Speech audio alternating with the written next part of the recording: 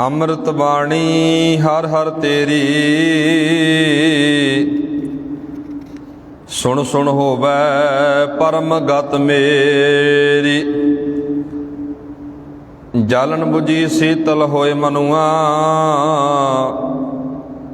ਸਤਿਗੁਰ ਕਾ ਦਰਸ਼ਨ ਪਾਏ ਜੀਓ।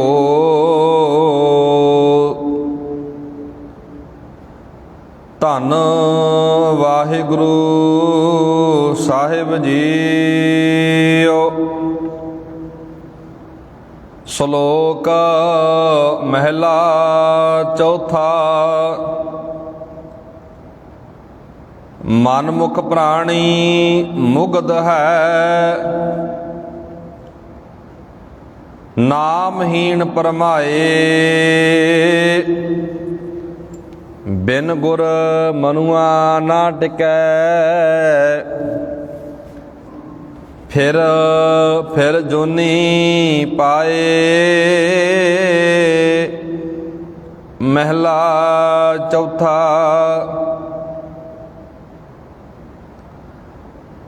ਮਨ ਮੁਖ ਪ੍ਰਾਣੀ ਮੁਗਧ ਹੈ, ਨਾਮਹੀਣ ਪਰਮਾਏ। ਬਿਨ ਗੁਰ ਮਨੁਆ ਨਾ ਟਿਕੈ, ਫਿਰ ਜੋਨੀ ਪਾਏ। ਹਰ ਪ੍ਰਭ ਆਪ ਦਿਆਲ ਹੋਏ, ਤਾਂ ਸਤਿਗੁਰ ਮਿਲਿਆ ਆਏ। ਜਨ ਨਾਨਕ ਨਾਮ ਸਲਾਹ ਤੂੰ, ਜਨਮ ਮਰਨ ਦੁਖ ਜਾਏ। ਮਹਿਲਾ ਚੌਥਾ। ਗੁਰ ਸਲਾਹੀ ਆਪਣਾ, ਬਹੁ ਬਿਧ ਰੰਗ ਸੁਭਾਏ। ਸਤਿਗੁਰ ਸੇਤੀ ਮਨ ਰਤਾ, ਰਖਿਆ ਬਣਤ ਬਣਾਏ। ਜਿਹਵਾ ਸਲਾਹ ਨ ਰਜਾਈ, ਹਰ ਪ੍ਰੀਤਮ ਚਿਤ ਲਾਏ। ਨਾਨਕ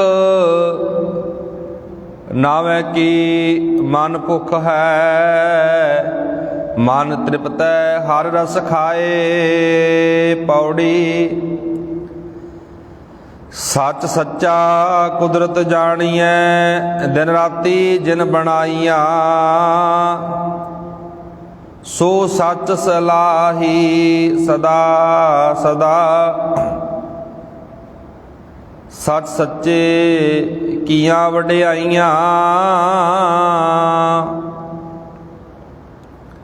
ਸਲਾਹੀ ਸੱਚ ਸਲਾਹ ਸੱਚ, ਸੱਚ ਕੀਮਤ ਕਿਨੈ ਨਾ ਪਾਈਆ। ਜਾ ਮਿਲਿਆ ਪੂਰਾ ਸਤਿਗੁਰੂ,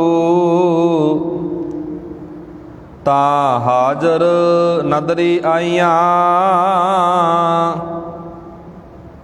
ਸੱਚ ਗੁਰਮੁਖ ਜਿਨੀ ਸਲਾਹਿਆ, ਤਿਨਾ ਭੁੱਖਾਂ ਸਭ ਗਵਾਈਆਂ। ਸੱਚ ਗੁਰਮੁਖ ਜਿਨੀ ਸਲਾਹਿਆ, ਤਿਨਾ ਭੁੱਖਾਂ ਸਭ ਗਵਾਈਆਂ।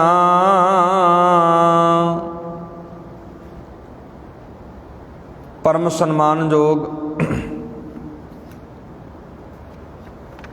ਜੁਗੋ ਜੁਗ ਅਟਲ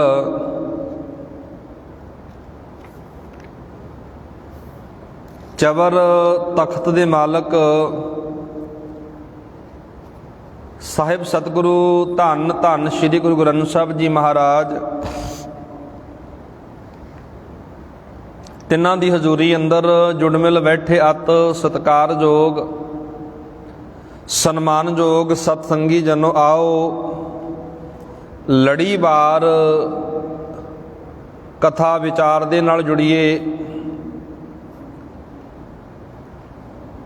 ਲੜੀਵਾਰ ਚੱਲ ਰਹੀ ਕਥਾ ਵਿਚਾਰ ਗੌੜੀ ਕੀ ਬਾਰ ਮਹਿਲਾ ਚੌਥਾ। ਗੁਰੂ ਗ੍ਰੰਥ ਸਾਹਿਬ ਦਾ ਪਾਵਨ ਪਵਿੱਤਰ ਅੰਕ 313 ਆਓ ਗੁਰਮੁਖੋ ਵਿਚਾਰਾਂ ਦੀ ਰਮਤਾ ਕਰਨ ਤੋਂ ਪਹਿਲਾਂ ਜਿੰਨੀ ਵੀ ਸੰਗਤ ਧੰਨ ਧੰਨ ਗੁਰੂ ਤੇਗ ਬਹਾਦਰ ਮਹਾਰਾਜ ਤਿੰਨਾਂ ਦੇ ਦਰਬਾਰ ਅੰਦਰ ਸੱਜ ਕੇ ਜੁੜ ਕੇ ਬੈਠੀ ਹੈ, ਸਾਰੀ ਸੰਗਤ ਬਣਾਓ ਇਕਾਗਰਤਾ, ਸੁਰਤੀਆਂ ਵਿਰਤੀਆਂ ਕਰੋ ਇਕਾਗਰ। ਦੋਵੇਂ ਹੱਥ ਜੋੜ ਕੇ ਬੁਲੰਦ ਆਵਾਜ਼ ਵਿੱਚ ਆਖੋ ਜੀ ਵਾਹਿਗੁਰੂ ਜੀ ਕਾ ਖਾਲਸਾ, ਵਾਹਿਗੁਰੂ ਜੀ ਕੀ ਫਤਿਹ। ਸਤਿਗੁਰੂ ਧੰਨ ਧੰਨ ਗੁਰੂ ਰਾਮਦਾਸ ਮਹਾਰਾਜ ਇਹਨਾਂ ਸ਼ਲੋਕਾਂ ਦੇ ਰਾਹੀਂ ਸਾਡੇ ਸਨਮੁਖ ਵਿਚਾਰ ਰੱਖ ਰਹੇ ਨੇ। ਪਾਤਸ਼ਾਹ ਜੀ ਕਹਿ ਰਹੇ ਨੇ, ਸ਼ਲੋਕ ਮਹਿਲਾ ਚੌਥਾ, ਮਨਮੁਖ ਪ੍ਰਾਣੀ ਮੁਗਧ ਹੈ, ਨਾਮਹੀਣ ਭਰਮਾਏ, ਬਿਨ ਗੁਰ ਮਨੁਆ ਨਾ ਟਿਕੈ, ਫਿਰ ਜੋਨੀ ਪਾਏ। ਪਿਛਲੇ ਦੀਵਾਨਾਂ ਵਿੱਚ ਵੀ ਆਪਾਂ ਮਨਮੁਖ ਪ੍ਰਾਣੀ ਦੀ ਗੱਲ ਕੀਤੀ ਸੀ। ਮਨਮੁਖ ਕੌਣ ਹੁੰਦਾ? ਇੱਥੇ ਦੁਬਾਰਾ ਫਿਰ ਇਸ ਲੜੀ ਦੇ ਤਹਿਤ ਮਨਮੁਖ ਦੇ ਬਾਰੇ ਮਹਾਰਾਜ ਕਹਿ ਰਹੇ ਨੇ, ਮਨਮੁਖ ਪ੍ਰਾਣੀ ਮੁਗਧ ਹੈ। ਮੁਗਧ ਦਾ ਅਰਥ ਹੁੰਦਾ ਜੀ ਮੂਰਖ। ਬਾਦਸ਼ਾਹ ਜੀ ਕਹਿ ਰਹੇ ਨੇ ਮਨਮੁਖ ਮਨੁੱਖ ਮੂਰਖ ਹੈ। ਮਨਮੁਖ ਕੌਣ ਹੁੰਦਾ? ਜੋ ਮਨ ਦਾ ਮੁਰੀਦ ਹੁੰਦਾ, ਮਨ ਦੀ ਮਰਜ਼ੀ ਕਰਨ ਵਾਲਾ, ਗੁਰੂ ਦੀ ਮੱਤ ਨਾ ਲੈਣ ਵਾਲਾ, ਉਹਨੂੰ ਮਨਮੁਖ ਕਿਹਾ ਜਾਂਦਾ ਹੈ। ਨਾਮ ਤੋਂ ਸੱਖਣਾ, ਗੁਰੂ ਦੀ ਵਿਚਾਰ ਤੋਂ ਸੱਖਣਾ, ਉਹ ਭਟਕਦਾ ਰਹਿੰਦਾ ਹੈ। ਸਤਿਗੁਰੂ ਤੋਂ ਬਿਨਾ ਉਸ ਦਾ ਹੋਛਾ ਮਨ ਕਿਸੇ ਆਸਰੇ ਤੇ ਟਿਕ ਨਹੀਂ ਸਕਦਾ। ਇਸ ਵਾਸਤੇ ਉਹ ਦੁਆਰਾ ਜੂਨਾਂ ਦੇ ਵਿੱਚ ਪੈ ਜਾਂਦਾ ਹੈ, ਆਵਾਗਮਨ ਦੇ ਚੱਕਰ ਵਿੱਚ ਪੈ ਜਾਂਦਾ ਹੈ। ਥੋੜਾ ਇਹਨੂੰ ਵਿਸਥਾਰ ਨਾਲ ਵਿਚਾਰੀਏ, ਸਮਝੀਏ। ਪਾਤਸ਼ਾਹ ਜੀ ਕਹਿ ਰਹੇ ਨੇ, ਮਨਮੁਖ ਬੰਦਾ ਸਿਰੇ ਦਾ ਮੂਰਖ ਤੇ ਮੁਗਧ ਹੈ। ਹੁਣ ਮਨਮੁਖ ਬਣਨ ਦਾ ਕਾਰਨ ਕੀ ਹੈ? ਮੂਰਖ ਬਣਨ ਦਾ ਕਾਰਨ ਕੀ ਹੈ? ਕਿਉਂਕਿ ਜ਼ਿੰਦਗੀ ਦੇ ਵਿੱਚ, ਜੀਵਨ ਦੇ ਵਿੱਚ ਗੁਰੂ ਦਾ ਨਾਮ ਟਿਕਿਆ ਨਹੀਂ ਹੈ, ਗੁਰੂ ਦਾ ਨਾਮ ਵਸਿਆ ਨਹੀਂ ਹੈ। ਆਪਾਂ ਰੋਜ਼ਾਨਾ ਹੀ ਗੁਰਮਤ ਅਨੁਸਾਰ ਬਾਣੀ ਦੀ ਵਿਚਾਰ ਪੜ੍ਹਦੇ ਹਾਂ, ਵਿਚਾਰਦੇ ਹਾਂ, ਸੁਣਦੇ ਹਾਂ। ਜੇ ਸਾਡੇ ਹਿਰਦੇ ਦੇ ਅੰਦਰ, ਸਾਡੇ ਅੰਦਰ ਇਸ ਵਿਚਾਰ ਲਈ ਥਾਂ ਨਹੀਂ ਬਣੀ, ਜਗ੍ਹਾ ਨਹੀਂ ਬਣੀ, ਸਾਡੀ ਹਾਲਤ ਵੀ ਇੱਕ ਮਨਮੁਖ ਪ੍ਰਾਣੀ ਵਰਗੀ ਹੈ, ਸਾਡੀ ਹਾਲਤ ਵੀ ਇੱਕ ਮੂਰਖ ਪ੍ਰਾਣੀ ਵਰਗੀ ਹੈ। ਇਸ ਕਰਕੇ ਜਦੋਂ ਅੰਦਰ ਗੁਰੂ ਦੀ ਵਿਚਾਰ ਟਿਕਦੀ ਨਹੀਂ, ਜਦੋਂ ਅੰਦਰ ਗੁਰੂ ਦੀ ਮੱਤ ਟਿਕਦੀ ਨਹੀਂ, ਗੁਰੂ ਦੀ ਮੱਤ ਤੋਂ ਬਿਨਾ, ਗੁਰੂ ਦੇ ਗਿਆਨ ਤੋਂ ਬਿਨਾ, ਗੁਰੂ ਦੀ ਸਮਝ ਤੋਂ ਬਿਨਾ, ਮਹਾਰਾਜ ਕਹਿੰਦੇ ਨਾਮਹੀਣ, ਨਾਮ ਤੋਂ ਹੀਣਾ ਭਰਮਾਏ। ਇਹ ਦੁਨੀਆ ਦੇ ਅੰਦਰ, ਸੰਸਾਰ ਅੰਦਰ ਭਟਕਦਾ ਰਹਿੰਦਾ ਹੈ।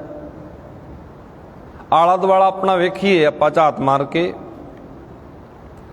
ਕਿੰਨੇ ਲੋਕ ਅੱਜ ਵਿਚਾਰੇ ਭਟਕ ਰਹੇ ਨੇ ਭਰਮ ਦੇ ਵਿੱਚ।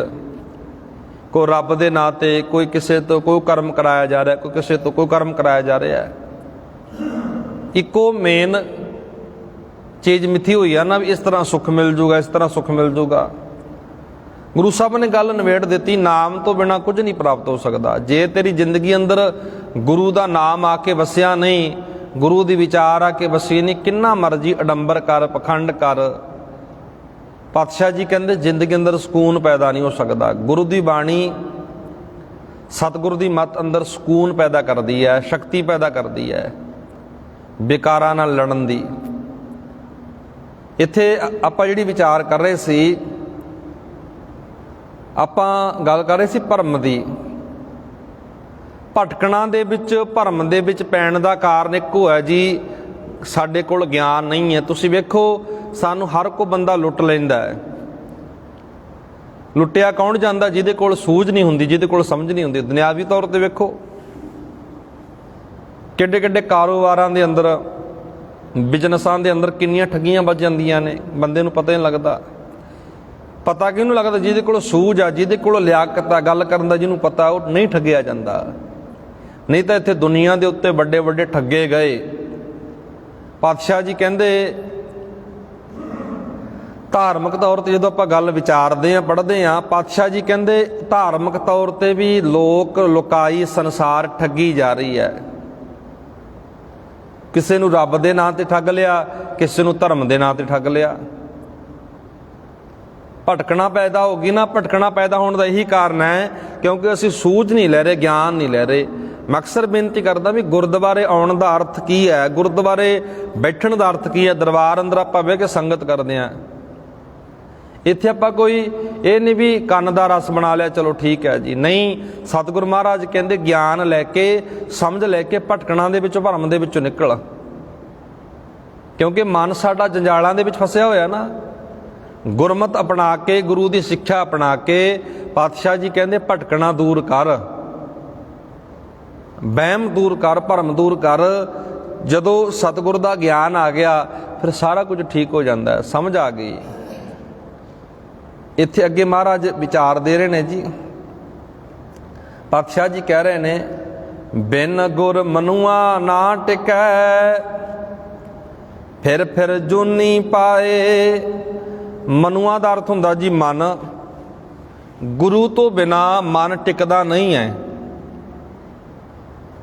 ਸਾਡੇ ਮਨ ਨੂੰ ਸੰਤੋਖ ਕਦੋਂ ਆਉਂਦਾ, ਸਾਡੇ ਮਨ ਨੂੰ ਸਬਰ ਕਦੋਂ ਆਉਂਦਾ ਹੈ, ਸਾਡਾ ਮਨ ਇੱਕ ਥਾਂ ਤੇ ਥਿਰ ਕਦੋਂ ਹੁੰਦਾ ਹੈ, ਜਦੋਂ ਮਨ ਦੇ ਕੋਲ ਗੁਰੂ ਦੀ ਮੱਤ ਆ ਗਈ। ਸਤਿਗੁਰੂ ਮਹਾਰਾਜ ਨੇ ਜਦੋਂ ਮਨ ਦੀ ਤੁਲਨਾ ਕੀਤੀ ਨਾ, ਗੁਰੂ ਗ੍ਰੰਥ ਸਾਹਿਬ ਦੇ ਅੰਦਰ ਮਨ ਨੂੰ ਪੰਛੀ ਵਰਗਾ ਕਿਹਾ। ਪੰਛੀ ਦੀ ਆਦਤ ਹੁੰਦੀ ਹੈ ਜੀ, ਕਿਤੇ ਉਹ ਟਾਹਣੀ ਤੇ ਬਹਿ ਜਾਂਦਾ, ਕਿਤੇ ਉਹ ਟਾਹਣੀ ਤੇ ਬਹਿ ਜਾਂਦਾ ਹੈ। ਪਤਾ ਨਹੀਂ ਕਿੰਨੇ ਕੁ ਤਰ੍ਹਾਂ ਦੇ ਉਹ ਫਲ ਖਾਂਦਾ ਹੈ। ਸਾਡਾ ਮਨ ਵੀ ਇੱਕ ਪੰਛੀ ਵਰਗਾ। ਇਹ ਮਨ ਪੰਖੀ ਭਇਓ ਉੱਡ ਉੱਡ ਦਾ ਦਿਸ਼ ਜਾਏ। ਉੱਡ ਕੇ ਪਤਾ ਨਹੀਂ ਕਿਹੜੇ ਪਾਸੇ ਚਲਾ ਜਾਂਦਾ। ਸਰੀਰ ਇੱਥੇ ਬੈਠਾ, ਮਨ ਕਿਤੇ ਹੋਰ ਤੁਰਿਆ ਫਿਰਦਾ। ਹੁੰਦਾ ਜੀ ਇਸ ਤਰ੍ਹਾਂ। ਸਰੀਰ ਗੁਰੂ ਦੀ ਹਜ਼ੂਰੀ 'ਚ ਹੈ ਪਰ ਮਨ ਹਾਜ਼ਰ ਨਹੀਂ ਹੈ, ਮਨ ਹਜ਼ੂਰੀ ਵਿੱਚ ਨਹੀਂ ਹੈ। ਮਨ ਕਿਤੇ ਹੋਰ ਘਰਾਂ ਦੇ ਕੰਮਾਂ ਕਾਰਾਂ ਦੇ ਅੰਦਰ ਜਾਂ ਕਿਸੇ ਦੀ ਨਿੰਦਿਆ ਚੁਗਲੀ ਵਿੱਚ ਵੀ ਲੱਗਿਆ ਹੁੰਦਾ ਹੈ। ਇਸ ਕਰਕੇ ਮਹਾਰਾਜ ਕਹਿੰਦੇ ਕਿਉਂ ਨਹੀਂ ਟਿਕ ਰਿਹਾ ਮਨ? ਕਿਉਂਕਿ ਗੁਰੂ ਤੋਂ ਬਿਨਾਂ ਮਨ ਟਿਕੇ ਨਹੀਂ ਸਕਦਾ। ਬਾਣੀ ਦਾ ਵਚਨ ਹੈ ਕੁੰਭੇ ਬੱਧਾ ਜਲ ਰਹਿ, ਜਲ ਬਿਨ ਕੁੰਭ ਨਾ ਹੋਏ। ਗਿਆਨ ਕਾ ਬੱਧਾ ਮਨ ਰਹਿ, ਗੁਰ ਬਿਨ ਗਿਆਨ ਨਾ ਹੋਏ। ਜਿਵੇਂ ਘੜੇ ਦੀ ਕੀਮਤ ਪਾਣੀ ਦੇ ਨਾਲ ਹੈ, ਘੜਾ ਪਾਣੀ ਨਾਲ ਬੰਨਿਆ ਰਹਿ ਸਕਦਾ ਹੈ। ਮਨ ਬਾਣੀ ਦੇ ਨਾਲ, ਗਿਆਨ ਦੇ ਨਾਲ ਬੰਨਿਆ ਰਹਿ ਸਕਦਾ ਹੈ। ਜਦੋਂ ਮਨ ਉੱਤੇ ਗਿਆਨ ਦੀਆਂ ਚੋਟਾਂ ਪੈਂਦੀਆਂ ਨੇ, ਮਨ ਉੱਤੇ ਗਿਆਨ ਦਾ ਕੁੰਡਾ ਰੱਖਿਆ ਜਾਂਦਾ ਤਾਂ ਮਨ ਟਿਕ ਜਾਂਦਾ, ਖੜ ਜਾਂਦਾ। ਨਹੀਂ ਤਾਂ ਮਹਾਰਾਜ ਕਹਿੰਦੇ ਜਦੋਂ ਮਨ ਟਿਕਦਾ ਨਹੀਂ ਨਾ, ਮਨੁੱਖ ਜੂਨਾਂ ਦੇ ਵਿੱਚ ਪੈ ਜਾਂਦਾ ਹੈ। ਆਮ ਕਰਕੇ ਜਦੋਂ ਅਸੀਂ ਬਾਣੀ ਦੇ ਵਿੱਚੋਂ ਜੂਨਾਂ ਦੇ ਬਾਰੇ ਪੜ੍ਹਦੇ ਹਾਂ ਨਾ, ਰੱਬ ਦੇ ਬਾਰੇ ਤਾਂ ਮਹਾਰਾਜ ਕਹਿੰਦੇ ਉਹ ਅਜੂਨੀ ਹੈ, ਸਹਿ ਭੰਗ ਹੈ, ਜੋ ਜੰਮਦਾ ਮਰਦਾ ਨਹੀਂ ਕਿਤੇ। ਪਰ ਮਨੁੱਖ ਜੂਨਾਂ ਦੇ ਵਿੱਚ ਕਿਵੇਂ ਪੈਂਦਾ ਹੈ? ਸਾਡੇ ਸੰਸਾਰ ਦਾ ਖਿਆਲ ਅੱਜ ਤੱਕ ਇਹੋ ਬਣਿਆ ਹੁੰਦਾ ਹੈ, ਜਦੋਂ ਸਰੀਰ ਅੰਦਰੋਂ ਪ੍ਰਾਣ ਨਿਕਲ ਜਾਂਦੇ ਨੇ, ਸਾਹ ਨਿਕਲ ਜਾਂਦੇ ਨੇ, ਬੰਦਾ ਮਰਦਾ ਹੈ, ਡੈੱਡ ਹੋ ਜਾਂਦਾ ਹੈ। ਮਰਨ ਤੋਂ ਬਾਅਦ ਇਹ ਪਤਾ ਨਹੀਂ ਕਿਹੜੀ ਕਿਹੜੀ ਜੂਨ ਭੋਗਦਾ ਹੈ। ਸਾਡੇ ਸੰਸਾਰ ਦਾ ਬਹੁਤੇ ਗ੍ਰੰਥਾਂ ਦਾ ਖਿਆਲ ਇਹ ਹੁੰਦਾ। ਪਰ ਗੁਰਬਾਣੀ ਨੂੰ ਜਦੋਂ ਪੜ੍ਹਦੇ ਵਿਚਾਰਦੇ ਆ, ਗੁਰਬਾਣੀ ਇਹ ਗੱਲ ਕਹਿੰਦੀ ਹੈ, ਸਤਿਗੁਰੂ ਮਹਾਰਾਜ ਇਹ ਗੱਲ ਕਹਿੰਦੇ ਨੇ, ਆਵਾ ਗਬਨ ਹੋਤ ਹੈ ਫੁਨ ਫੁਨ, ਇਹ ਪ੍ਰਸੰਗ ਨਾ ਟੁੱਟੈ। ਆਵਾ ਗਬਨ ਤਾਂ ਮੁੱਕੇ ਨਹੀਂ ਸਕਦਾ। ਅੱਖ ਝਮਕਣ ਜਿੰਨਾ ਸਮਾਂ ਹੈ, ਉਹ ਸਮੇਂ ਅੰਦਰ ਵੀ ਪਤਾ ਨਹੀਂ ਬੰਦਾ ਕਿੰਨੇ ਵਾਰ ਜੰਮਦਾ ਤੇ ਕਿੰਨੇ ਵਾਰ ਮਰਦਾ ਹੈ। ਸਰੀਰ ਤਾਂ ਇੱਕ ਵਾਰ ਨਾਸ਼ ਹੋ ਗਿਆ, ਖਤਮ ਹੋ ਗਿਆ। ਬਾਅਦ ਵਿੱਚ ਸਾਨੂੰ ਕੋਈ ਪਤਾ ਨਹੀਂ ਕੀ ਸਰੀਰ ਨਾਲ ਬਣਦਾ, ਕੀ ਹੁੰਦਾ ਹੈ। ਵਾਧੂ ਦੀਆਂ ਗੱਲਾਂ ਨੇ, ਇਹ ਫਲਾਣੀ ਜੂਨ ਵਿੱਚ ਆਊਗਾ, ਇਹ ਫਲਾਣੀ ਜੂਨ ਵਿੱਚ ਆਊਗਾ। ਪਰ ਗੁਰੂ ਸਾਹਿਬ ਦੀ ਬਾਣੀ ਕਹਿੰਦੀ ਹੈ ਇਹ ਮਨੁੱਖ ਮਰਨ ਤੋਂ ਬਾਅਦ ਜੂਨਾਂ ਵਿੱਚ ਨਹੀਂ, ਜਿਉਂਦੇ ਜੀ ਜੂਨਾਂ ਵਿੱਚ ਪਿਆ ਹੈ। ਸਰੀਰ ਤੁਰਿਆ ਫਿਰਦਾ ਹੈ, ਸਰੀਰ ਕੰਮਕਾਰ ਵੀ ਕਰਦਾ ਹੈ, ਪਰ ਮਨ ਕਰਕੇ ਬਹੁਤ ਜੂਨਾਂ ਭੋਗ ਲਈਆਂ। ਕਦੇ ਕਾਂ ਦੀ ਜੂਨ, ਕਦੇ ਗਧੇ ਦੀ ਜੂਨ, ਕਦੇ ਹਾਥੀ ਦੀ ਜੂਨ, ਪਤਾ ਨਹੀਂ ਕਿੰਨੀਆਂ ਕੁ ਜੂਨਾਂ ਭੋਗ ਲਈਆਂ। ਬਾਣੀ ਦੇ ਅੰਦਰ ਬਹੁਤ ਵਾਰ ਉਦਾਹਰਨ ਆਉਂਦੀ ਹੈ ਜੀ। ਬਾਣੀ ਅੰਦਰ 84 ਲੱਖ ਬਾਰੇ ਵੀ ਗੱਲ ਆਉਂਦੀ ਹੈ। ਇੱਕ ਪ੍ਰਚਲਿਤ ਮੁਹਾਵਰਾ ਆਪਾਂ ਕਹਿ ਸਕਦੇ ਹਾਂ। ਗੁਰੂ ਸਾਹਿਬ ਨੇ ਬਾਣੀ ਦੇ ਅੰਦਰ ਪ੍ਰਚਲਿਤ ਮਿੱਥਾਂ ਵੀ ਵਰਤੀਆਂ ਨੇ, ਪ੍ਰਚਲਿਤ ਮੁਹਾਵਰੇ ਵਰਤੇ ਨੇ। ਸਾਨੂੰ ਕਿਵੇਂ ਪਤਾ ਲੱਗੂ? ਜੇ ਅਸੀਂ ਬਾਣੀ ਨੂੰ ਘੋਖਾਂਗੇ, ਵਿਚਾਰਾਂਗੇ। ਕਾਲਪਨਿਕ ਪਾਤਰ ਵੀ ਬਾਣੀ ਅੰਦਰ ਬਹੁਤ ਵਰਤੇ ਹੋਏ ਨੇ। ਕਾਹਦੇ ਵਾਸਤੇ? ਮਨੁੱਖ ਨੂੰ ਸਮਝਾਉਣ ਮਾਤਰ। ਬੰਦੇ ਨੂੰ ਇੱਕ ਸੁਨੇਹਾ ਦੇਣ ਖਾਤਰ, ਮੈਸੇਜ ਦੇਣ ਖਾਤਰ ਵੀ ਭਾਈ ਜ਼ਿੰਦਗੀ ਨੂੰ ਸਵਾਰ, ਸਮਾਂ ਲੰਘਦਾ ਜਾ ਰਿਹਾ ਹੈ। ਅੱਗੇ ਸਤਿਗੁਰੂ ਜੀ ਵਿਚਾਰ ਦੇ ਰਹੇ ਨੇ ਜੀ, ਹਰ ਪ੍ਰਭ ਆਪ ਦਿਆਲ ਹੋਏ, ਤਾਂ ਸਤਿਗੁਰ ਮਿਲਿਆ ਆਏ। ਜਨ ਨਾਨਕ ਨਾਮ ਸਲਾਹ ਤੂੰ, ਜਨਮ ਮਰਨ ਦੁੱਖ ਜਾਏ। ਜੇ ਪ੍ਰਮਾਤਮਾ ਪ੍ਰਭੂ ਆਪ ਮਿਹਰ ਕਰੇ, ਸਤਿਗੁਰ ਆ ਕੇ ਮਿਲ ਪੈਂਦਾ ਹੈ ਤੇ ਨਾਮ ਦੇ ਆਸਰੇ ਟਿਕਾ ਕੇ ਭਟਕਣਾ ਤੋਂ ਬਚਾ ਲੈਂਦਾ ਹੈ। ਇਸ ਵਾਸਤੇ ਦਾਸ ਨਾਨਕ ਤੂੰ ਵੀ ਨਾਮ ਦੀ ਸਿਫਤ ਸਲਾਹ ਕਰ, ਤਾਂ ਕਿ ਤੇਰੀ ਸਾਰੀ ਉਮਰ ਦਾ ਦੁੱਖ ਮੁੱਕ ਜਾਏ। ਇਹ ਅਖਰੀ ਅਰਥ ਨੇ ਜੀ। ਦੁਬਾਰਾ ਫਿਰ ਮੈਂ ਪੜ੍ਹ ਦੇਣਾ। ਹਰ ਪ੍ਰਭ ਆਪ ਦਿਆਲ ਹੋਏ, ਜਦੋਂ ਪਰਮਾਤਮਾ ਦਿਆਲ ਹੁੰਦਾ, ਪਾਤਸ਼ਾਹ ਜੀ ਕਹਿੰਦੇ ਗੁਰੂ ਮਿਹਰ ਕਰਦਾ ਤਾਂ ਸਾਡਾ ਮਿਲਾਪ ਉਸ ਸਤਿਗੁਰੂ ਨਾਲ ਹੋ ਜਾਂਦਾ ਜੋ ਸਾਨੂੰ ਮਾਰਗ ਦਿਖਾਉਣ ਵਾਲਾ ਹੈ। ਪਾਤਸ਼ਾਹ ਜੀ ਕਹਿ ਰਹੇ ਨੇ, ਸਤਿਗੁਰ ਮਿਲਿਆ ਆਏ, ਜਨ ਨਾਨਕ ਨਾਮ ਸਲਾਹ ਤੂੰ। ਪਾਤਸ਼ਾਹ ਜੀ ਕਹਿੰਦੇ ਤੂੰ ਵੀ ਨਾਮ ਸਲਾਹ, ਆਪਣੇ ਆਪ ਨੂੰ ਕਹਿ ਰਹੇ ਨੇ। ਸਲਾਹ ਤੂੰ, ਅੱਗੇ ਮਹਾਰਾਜ ਕਹਿੰਦੇ ਜਨਮ ਮਰਨ ਦੁੱਖ ਜਾਏ, ਜੰਮਣ ਤੇ ਮਰਨ ਵਾਲਾ ਦੁੱਖ ਦੂਰ ਹੋ ਜਾਵੇਗਾ। ਜਿਹੜਾ ਤੂੰ ਕਦੇ ਅੱਖ ਝਮਕਣ ਜਿਹਨੇ ਸਮੇਂ ਵਿੱਚ ਜੰਮਦਾ ਮਰਦਾ ਨਾ, ਇਹ ਦੁੱਖ ਤੇਰਾ ਦੂਰ ਹੋ ਜਾਊਗਾ। ਨਾਮ ਜਪ ਕੇ, ਨਾਮ ਸਲਾਹ ਕੇ। ਮਹਿਲਾ ਚੌਥਾ ਅਗਲਾ ਜਿਹੜਾ ਸ਼ਲੋਕ ਹੈ ਜੀ, ਸਤਿਗੁਰੂ ਜੀ ਕਿਰਪਾ ਕਰ ਰਹੇ ਨੇ। ਪਾਤਸ਼ਾਹ ਜੀ ਕਹਿ ਰਹੇ ਨੇ, ਗੁਰ ਸਲਾਹੀ ਆਪਣਾ ਬਹੁ ਵਿਧ ਰੰਗ ਸੁਭਾਏ, ਸਤਿਗੁਰ ਸੇਤੀ ਮਨ ਰਤਿਆ। ਸਤਿਗੁਰ ਸੇਤੀ ਮਨ ਰਤਾ, ਰੱਖਿਆ ਬਣਤ ਬਣਾਏ।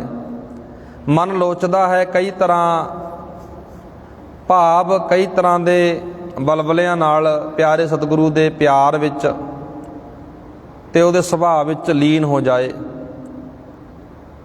ਪਾਤਸ਼ਾਹ ਜੀ ਕਹਿ ਰਹੇ ਨੇ, ਗੁਰ ਸਲਾਹੀ ਆਪਣਾ, ਮੈਂ ਆਪਣੇ ਗੁਰੂ ਨੂੰ ਸਲਾਹਾਂ, ਮੈਂ ਆਪਣੇ ਗੁਰੂ ਦੀ ਸਿਫਤ ਕਰਾਂ। ਬਹੁ ਵਿਧ ਰੰਗ ਸੁਭਾਏ, ਬੜੇ ਤਰੀਕਿਆਂ ਦੇ ਨਾਲ, ਬੜੇ ਢੰਗ ਦੇ ਨਾਲ। ਸਤਿਗੁਰ ਸੇਤੀ ਮਨ ਰਤਿਆ।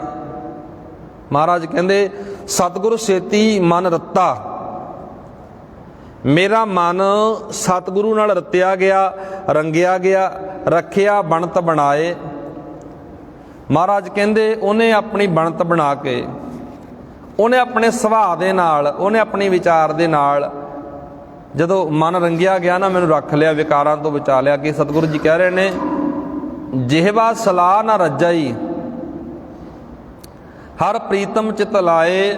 ਸਤਿਗੁਰੂ ਜੀ ਕਹਿੰਦੇ ਮੇਰੀ ਜੀਭ ਹਾਲੇ ਤੱਕ ਰੱਜੀ ਨਹੀਂ, ਮੇਰੀ ਜੀਭ ਉਹਨੂੰ ਸਲਾਹ ਕੇ, ਉਹਨੂੰ ਚੇਤੇ ਕਰਕੇ, ਉਹਦਾ ਨਾਮ ਜਪ ਕੇ ਹਾਲੇ ਤੱਕ ਰੱਜੀ ਨਹੀਂ, ਨਾ ਥੱਕੀ ਹੈ, ਜਪੀ ਜਾ ਰਹੀ ਹੈ। ਕਿਉਂਕਿ ਹੁਣ ਚਿੱਤ ਜਦੋਂ ਪ੍ਰੀਤਮ ਨਾਲ ਜੁੜ ਗਿਆ, ਚਿੱਤ ਪਿਆਰੇ ਨਾਲ ਜੁੜ ਗਿਆ, ਪਰਮਾਤਮਾ ਨਾਲ ਜੁੜ ਗਿਆ। ਨਾਨਕ ਨਾਵੇਂ ਕੀ ਕੀਮਤ, ਪਾਤਸ਼ਾਹ ਜੀ ਕਹਿ ਰਹੇ ਨੇ, ਨਾਨਕ ਨਾਵੇਂ ਕੀ ਮਨ ਭੁੱਖ ਹੈ। ਅੰਦਰ ਨਾਮ ਦੀ ਭੁੱਖ ਲੱਗ ਗਈ। ਇੱਕ ਸਰੀਰਕ ਭੁੱਖ ਹੁੰਦੀ ਹੈ ਜੀ, ਇੱਕ ਮਾਨਸਿਕ ਭੁੱਖ ਹੁੰਦੀ ਹੈ। ਸੰਗਤ ਪਤਾ ਕੌਣ ਕਰਦੇ ਨੇ? ਜਿਨ੍ਹਾਂ ਨੂੰ ਮਾਨਸਿਕ ਤੌਰ ਤੇ ਭੁੱਖ ਹੁੰਦੀ ਹੈ ਸ਼ਬਦਾਂ ਨੂੰ ਸੁਣਨ ਦੀ, ਗੁਰਬਾਣੀ ਨੂੰ ਸੁਣਨ ਦੀ।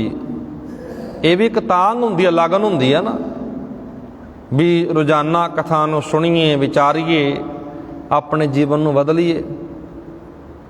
ਗੁਰੂ ਸਾਹਿਬ ਦਾ ਬਾਣੀ ਦਾ ਫੈਸਲਾ ਵੀ ਕਰੋੜਾਂ ਦੇ ਵਿੱਚੋਂ ਕੋਈ ਵਿਰਲਾ ਹੁੰਦਾ ਹੈ ਜਿਹਦੇ ਅੰਦਰ ਇਹ ਤਾਂਘ ਪੈਦਾ ਹੁੰਦੀ ਹੈ।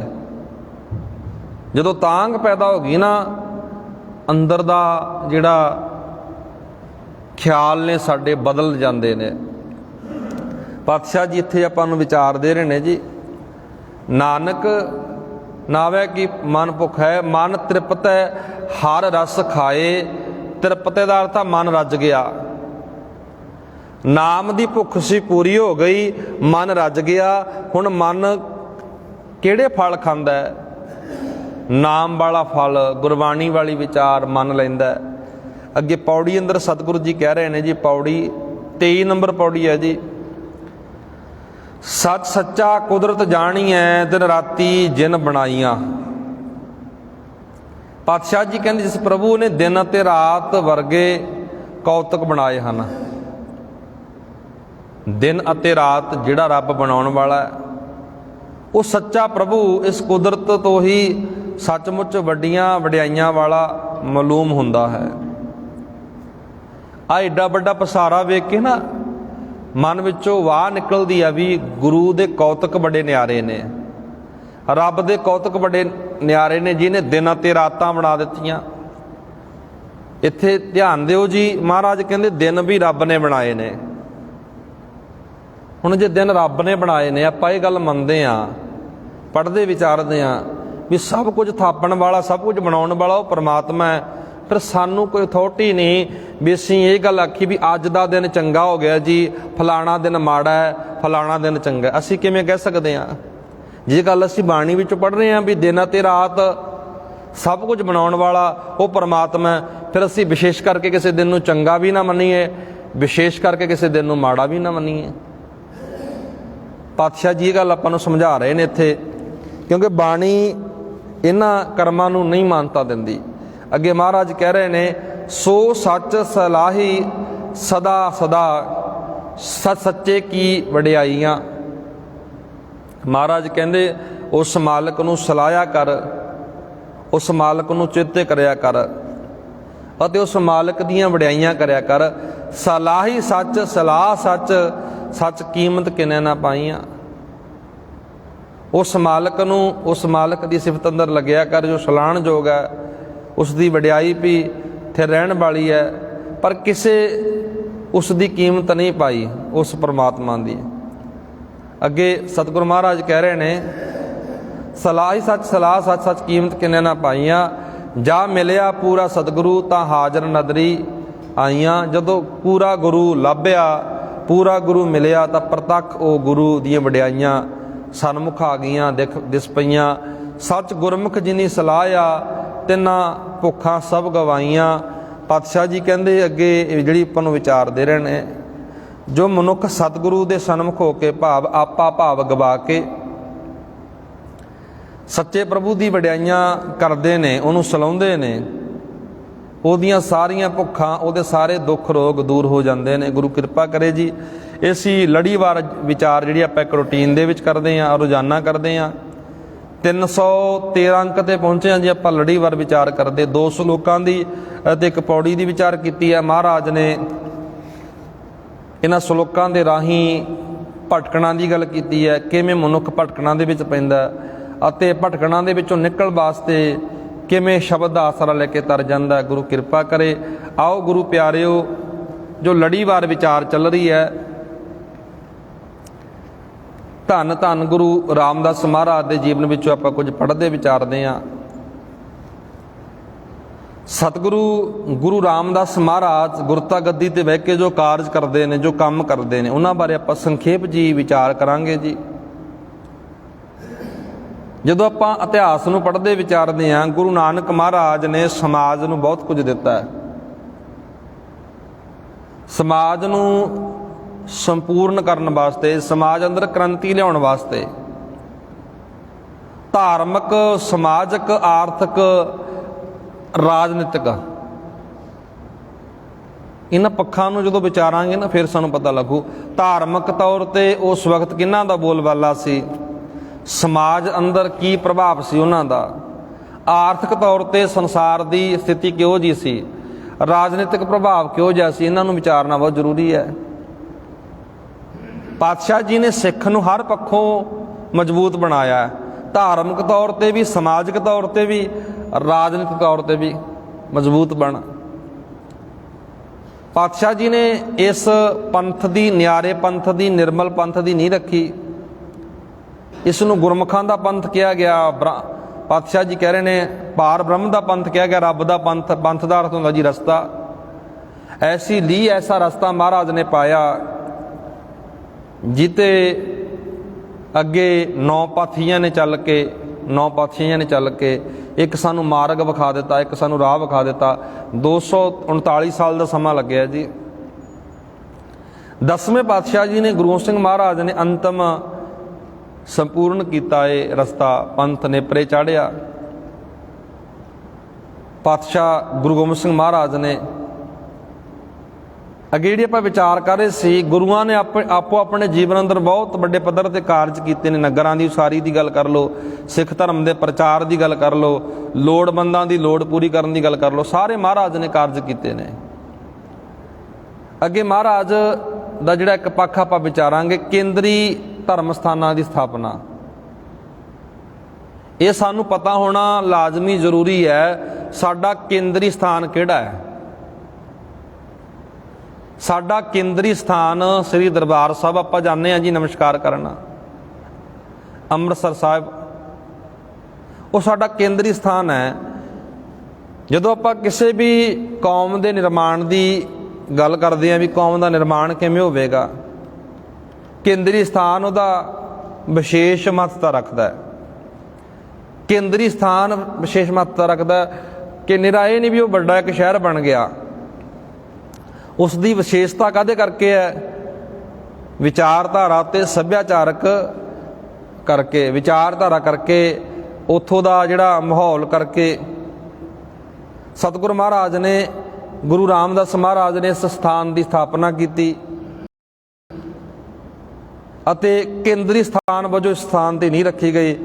ਸਿੱਖਾਂ ਵਿੱਚ ਕੌਮੀਅਤ ਦੇ ਜਜ਼ਬੇ ਨੂੰ ਭਰਨ ਵਾਸਤੇ ਮਹਾਰਾਜ ਨੇ ਇੱਕ ਬਹੁਤ ਵੱਡਾ ਬਲ ਬਖਸ਼ਿਆ। ਇਹ ਵਿਕਾਸ ਸਤਿਗੁਰੂ ਮਹਾਰਾਜ ਨੇ ਆਪਣੀ ਨਿਗਰਾਨੀ ਦੇ ਵਿੱਚ ਕੀਤਾ। ਉਸ ਤੋਂ ਬਾਅਦ ਜਦੋਂ ਅਸੀਂ ਆਰਥਿਕ ਸੁਧਾਰ ਦੀ ਗੱਲ ਕਰਦੇ ਹਾਂ, ਵੀ ਇੱਥੋਂ ਦਾ ਜਿਹੜਾ ਮਾਹੌਲ ਸੀ ਬਹੁਤ ਵਧੀਆ ਬਣ ਗਿਆ। ਪਾਤਸ਼ਾਹ ਜੀ ਨੇ ਇਸ ਸ਼ਹਿਰ ਨੂੰ ਵਧੀਆ ਬਣਾਉਣ ਵਾਸਤੇ, ਇਸ ਕੇਂਦਰੀ ਸਥਾਨ ਨੂੰ ਵਧੀਆ ਬਣਾਉਣ ਵਾਸਤੇ ਇੱਥੇ ਪਾਤਸ਼ਾਹ ਜੀ ਨੇ 52 ਕਿੱਤੇ ਦੇ ਲੋਕਾਂ ਨੂੰ ਵਸਾਇਆ। ਗੁਰੂ ਨਾਨਕ ਸਾਹਿਬ ਦਾ ਸਿਧਾਂਤ ਕੀ ਸੀ ਜੀ? ਕਿਰਤ ਕਰੋ, ਨਾਮ ਜਪੋ ਤੇ ਵੰਡ ਛਕੋ। ਇਸ ਸਿਧਾਂਤ ਉੱਤੇ ਚੱਲਦਿਆਂ ਗੁਰੂ ਰਾਮਦਾਸ ਮਹਾਰਾਜ ਨੇ ਇਸ ਦਰਬਾਰ ਸਾਹਿਬ ਦੀ ਧਰਤੀ ਤੇ, ਇਸ ਅੰਮ੍ਰਿਤਸਰ ਸ਼ਹਿਰ ਦੇ ਵਿੱਚ ਵੱਖ-ਵੱਖ 52 ਕਿੱਤੇ ਦੇ ਲੋਕਾਂ ਨੂੰ ਵਸਾਇਆ ਸੀ।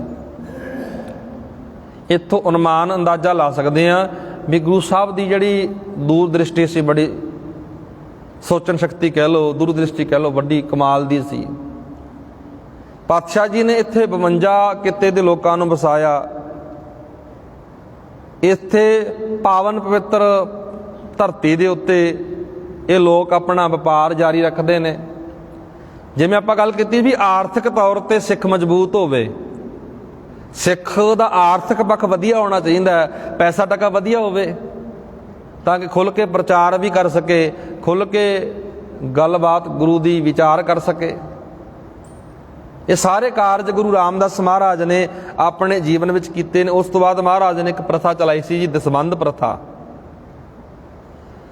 ਦਸਵੰਧ ਪ੍ਰਥਾ ਜਾਰੀ ਕੀਤੀ। ਦਸਵੰਧ ਦਾ ਅਰਥ ਕੀ ਸੀ? 10ਵਾਂ ਹਿੱਸਾ। ਸਿੱਖ ਗੁਰੂ ਪ੍ਰਤੀ ਆਪਣਾ ਦਸਵੰਧ ਰੱਖਦੇ ਹੁੰਦੇ ਸੀ। ਅੱਜ ਵੀ ਆਪਾਂ ਦਿੰਦੇ ਹਾਂ ਦਸਵੰਧ ਜੀ। ਉਹ ਦਸਵੰਧ ਨੂੰ ਸਾਂਝੇ ਕਾਰਜਾਂ ਵਾਸਤੇ ਵਰਤਿਆ ਜਾਂਦਾ ਸੀ। ਲੋੜਵੰਦ ਕੋਈ ਬਿਮਾਰ ਹੋ ਗਿਆ, ਉਹਦਾ ਇਲਾਜ ਕਰਵਾਉਣਾ। ਜੇ ਅਸੀਂ ਬਜਟ ਦੀ ਗੱਲ ਕਰੀਏ, ਬਹੁਤ ਵੱਡਾ ਬਜਟ ਹੈ ਸ਼੍ਰੋਮਣੀ ਕਮੇਟੀ ਦਾ। ਜੇ ਕਿਤੇ ਉਹ ਬਜਟ ਦੀ ਵਰਤੋਂ, ਉਸ ਪੈਸੇ ਦੀ ਵਰਤੋਂ ਸਹੀ ਢੰਗ ਨਾਲ ਕੀਤੀ ਜਾਵੇ ਨਾ, ਦੁਨੀਆ ਭਰ ਦੇ ਅੰਦਰ ਕੋਈ ਗਰੀਬ ਰਹਿ ਨਹੀਂ ਸਕਦਾ, ਇੰਨਾ ਬਜਟ ਹੈ। ਗੁਰੂ ਸਾਹਿਬ ਨੇ ਇਹ ਦਸਵੰਧ ਪ੍ਰਥਾ ਦੀ ਗੱਲ ਕਰ ਲਓ, ਕਿਉਂ ਇਹ ਸ਼ੁਰੂ ਕੀਤੀ ਸੀ? ਤਾਂ ਕਿ ਇੱਥੇ ਕੋਈ ਭੁੱਖਾ ਨਾ ਮਰੇ, ਕੱਪੜੇ ਦੇ ਕਨੀਓ, ਰੋਟੀ ਦੇ ਕਨੀਓ, ਕਿਸੇ ਵੀ ਪੱਖ ਤੋਂ ਇਹ ਗਰੀਬ ਨਾ ਰਹਿਣ, ਅਮੀਰ ਬਣ ਜਾਣ। ਮਹਾਰਾਜ ਨੇ ਇਸ ਕਰਕੇ ਇਹ ਦਸਵੰਧ ਪ੍ਰਥਾ ਵੀ ਚਲਾਈ। ਭਲਾਈ ਦੇ ਕੰਮਾਂ ਵਾਸਤੇ ਦੂਰ ਦਰੇਡੇ ਸੰਗਤ ਆਉਂਦੀ ਸੀ, ਭਲਾਈ ਦੇ ਕੰਮਾਂ ਵਾਸਤੇ ਪੈਸੇ ਵਰਤੇ ਜਾਂਦੇ ਸੀ। ਦੂਰ ਦਰੇਡੇ ਸੰਗਤ ਵਿਸਾਖੀ ਦੇ ਮੌਕੇ ਸਾਲ ਵਿੱਚ 2 ਵਾਰ ਇਕੱਠ ਹੁੰਦਾ ਸੀ। ਲੋਕ ਆਪਣੇ ਘਰਾਂ ਵਿੱਚੋਂ ਰਸਤਾਂ ਲੈ ਕੇ ਆਉਂਦੇ ਸੀ, ਦਸਵੰਧ ਲੈ ਕੇ ਆਉਂਦੇ ਸੀ। ਇਸੇ ਤਰ੍ਹਾਂ ਗੁਰੂ ਸਾਹਿਬ ਨੇ ਇੱਕ ਮਸੰਦ ਪ੍ਰਥਾ ਵੀ ਚਲਾਈ ਸੀ। ਚੌਥੇ ਪਾਤਸ਼ਾਹ ਨੇ ਦਸਵੰਧ ਪ੍ਰਥਾ ਤੇ ਮਸੰਦ ਪ੍ਰਥਾ। ਮਸੰਦ ਪ੍ਰਥਾ ਬਹੁਤ ਕਮਾਲ ਦੀ ਪ੍ਰਥਾ ਸੀ। ਤੁਸੀਂ ਅੱਜ ਕਿਸੇ ਨੂੰ ਮਸੰਦ ਕਹਿ ਦਿਓ, ਉਹਨੂੰ ਦੁੱਖ ਲੱਗਦਾ ਹੈ, ਆਖੇਗਾ ਕਿਸ ਤਰ੍ਹਾਂ ਮਹਿਸੂਸ ਕਰਦਾ, ਜਿਸ ਤਰ੍ਹਾਂ ਕਿਸੇ ਨੇ ਗਾਲ ਕੱਢ ਦਿੱਤੀ ਹੋਵੇ। ਪਰ ਮਸੰਦ ਪ੍ਰਥਾ ਬਹੁਤ ਸੋਹਣੀ ਪ੍ਰਥਾ ਸੀ, ਗੁਰੂ ਰਾਮਦਾਸ ਮਹਾਰਾਜ ਨੇ ਚਲਾਈ ਸੀ। ਕਿਉਂ ਚਲਾਈ ਸੀ? ਮਸੰਦ ਉਹ ਲੋਕ ਸੀ ਜਿਹੜੇ ਸਿੱਖ ਧਰਮ ਦਾ ਪ੍ਰਚਾਰ ਵੀ ਕਰਦੇ ਸੀ, ਨਾਲ ਉਗਰਾਹੀ ਕਰਦੇ ਸੀ, ਦਸਵੰਧ ਇਕੱਠਾ ਕਰਦੇ ਸੀ। ਉਹ ਦਸਵੰਧ ਗੁਰੂ ਘਰ ਦੇ ਵਿੱਚ ਵਰਤਿਆ ਜਾਂਦਾ ਸੀ ਲੋਕ ਭਲਾਈ ਦੇ ਕਾਰਜਾਂ ਵਾਸਤੇ, ਲੋਕ ਹਿੱਤਾਂ ਵਾਸਤੇ, ਸਮਾਜ ਵਾਸਤੇ। ਵੱਖਰੀ ਗੱਲ ਆ ਕਿ ਸਮਾਂ ਪਾ ਕੇ ਇਹ ਪ੍ਰਥਾ ਗੁਰੂ ਸਾਹਿਬ ਨੇ ਖਤਮ ਵੀ ਕਰ ਦਿੱਤੀ, ਬੰਦ ਵੀ ਕਰ ਦਿੱਤੀ। ਉਹਦੇ ਵੀ ਕੁਝ ਕਾਰਨ ਬਣਦੇ ਨੇ। ਇਸੇ ਤਰ੍ਹਾਂ ਜਿਹੜੀ ਆਪਾਂ ਗੱਲ ਕਰਦੇ ਸੀ ਮਸੰਦ ਸੀ ਜਿਹੜਾ ਜੀ, ਇਹ ਅਰਬੀ ਭਾਸ਼ਾ ਦਾ ਸ਼ਬਦ ਹੈ। ਅਰਬੀ ਭਾਸ਼ਾ ਮਨਸੰਦ ਤੋਂ ਇਹ ਸ਼ਬਦ ਬਣਿਆ। ਇਹਦਾ ਅਰਥ ਹੈ ਸਿਰਹਾਣਾ, ਤਕੀਆ ਆਪਾਂ ਕਹਿ ਸਕਦੇ ਹਾਂ। ਉਸ ਸਮੇਂ ਹਾਕਮ ਤਖਤ ਉੱਤੇ ਵੱਡੇ ਵੱਡੇ ਸਿਰਹਾਣੇ ਰੱਖ ਕੇ ਲਾ ਕੇ ਬਹਿੰਦੇ ਹੁੰਦੇ ਸੀ। ਇਹ ਵੀ ਇਹਦਾ ਅਰਥ ਬਣਦਾ ਵੀ ਮਸੰਦ ਗੁਰਤਾ ਗੱਦੀ ਨਾਲ ਸੰਬੰਧ ਰੱਖਣ ਵਾਲੇ ਸੀ, ਜੋ ਸਿੱਖ ਧਰਮ ਦਾ ਪ੍ਰਚਾਰ ਵੀ ਕਰਦੇ ਸੀ। ਗੁਰੂ ਰਾਮਦਾਸ ਮਹਾਰਾਜ ਨੇ ਇਹਨਾਂ ਯਤਨਾਂ ਸਦਕਾ ਕੌਮ ਨੂੰ ਮਜ਼ਬੂਤ ਕੀਤਾ, ਆਰਥਿਕ ਤੌਰ 'ਤੇ, ਸਮਾਜਿਕ ਤੌਰ 'ਤੇ, ਹਰ ਪੱਖੋਂ ਸਤਿਗੁਰੂ ਮਹਾਰਾਜ ਨੇ ਕੌਮ ਨੂੰ ਮਜ਼ਬੂਤ ਕਰਕੇ ਇੱਕ ਮਾਰਗ ਦਿਖਾ ਦਿੱਤਾ, ਇੱਕ ਰਾਹ ਵਿਖਾ ਦਿੱਤਾ। ਗੁਰੂ ਕਿਰਪਾ ਕਰੇ ਜੀ। ਇਹ ਸੀ ਜਿਹੜੀ ਆਪਾਂ ਉਹਨਾਂ ਦੇ ਕਾਰਜਾਂ ਬਾਰੇ ਗੱਲ ਕੀਤੀ ਹੈ, ਜੋ ਉਹਨਾਂ ਨੇ ਕਾਰਜ ਕੀਤੇ ਇੱਥੇ ਆ ਕਰਕੇ। ਕੱਲ੍ਹ ਦੇ ਦੀਵਾਨਾਂ ਵਿੱਚ ਆਪਾਂ ਧਰਮ ਦੇ ਪ੍ਰਚਾਰ ਲਈ ਉਹਨਾਂ ਨੇ ਯਤਨ ਕੀਤੇ, ਉਹਦੇ ਬਾਰੇ ਆਪਾਂ ਗੱਲ ਕਰਾਂਗੇ। ਇੰਨੀ ਬੇਨਤੀ ਪ੍ਰਵਾਨ ਕਰਿਓ ਜੀ। ਬੋਲਦਿਆਂ ਕੋਲ ਕਨੀ ਨੇ ਕਾ ਪ੍ਰਕਾਰ ਨੇ ਭੁੱਲਾਂ ਮਹਾਰਾਜ ਬਖਸ਼ਣਹਾਰ ਨੇ। ਅੰਤ ਵਿੱਚ ਫਤਿਹ ਨਾਲ ਸਾਂਝ ਪਾਓ। ਆਖੋ ਜੀ ਵਾਹਿਗੁਰੂ ਜੀ ਕਾ ਖਾਲਸਾ, ਵਾਹਿਗੁਰੂ ਜੀ ਕੀ